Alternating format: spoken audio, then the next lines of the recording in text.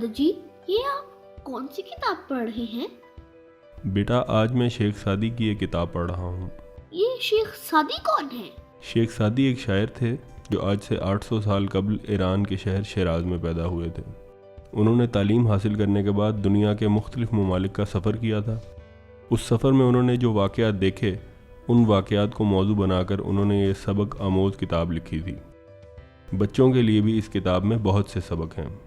اچھا، تو کچھ اور بھی بتائیں شیخ سعدی کے بارے میں۔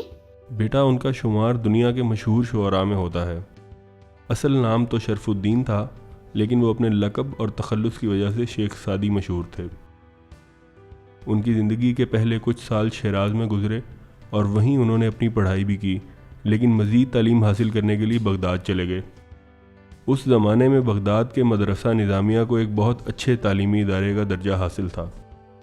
اسی مدرسہ نظامیہ میں شیخ سعدی نے کئی مشہور علماء کی شاگردی میں تعلیم حاصل کی، لیکن ان کو شعر و شاعری اور فلسفہ کے ساتھ ساتھ سیر و سیاحت کا بھی بہت شوق تھا۔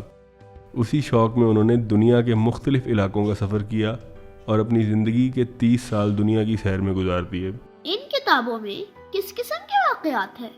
دنیا بھر کے اس سفر میں شیخ سعدی نے بہت سے سبق سیکھے۔ زندگی کے بارے میں یہ تجربات اور سبق انہوں نے اپنی 2 کتابوں کے ذریعے دنیا تک پہنچائے۔ ان کتابوں کا نام گلستان سعدی اور بوستان سعدی ہے۔